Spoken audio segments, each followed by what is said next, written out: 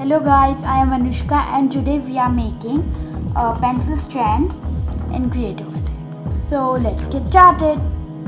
एक बात बताना तो भूल ही गई, अगर आपने अभी तक सब्सक्राइब नहीं करा है मेरे चैनल को तो बिना सब्सक्राइब करे मत जाइएगा और इसे लाइक करें इस वीडियो को और इसे ज़्यादा से ज़्यादा अपने दोस्तों के साथ शेयर करें और हाँ, बेल आइकन दबाना ना भूलिए। तो लेट्स स्टार्ट।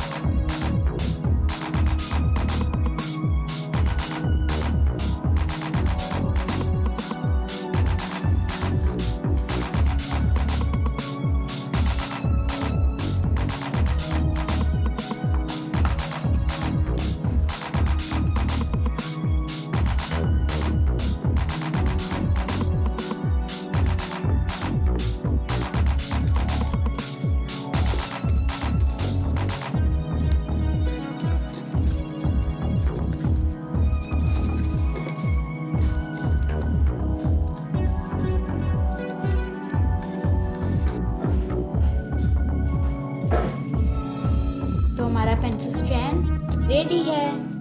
तो अगर आपने अभी तक भी सब्सक्राइब नहीं करा है तो कर दीजिए, ये मेरे को और वीडियोस बनाने में हेल्प करेगा। तो तब तक के लिए बाय, आपको अगले वीडियो में मिलती हूँ।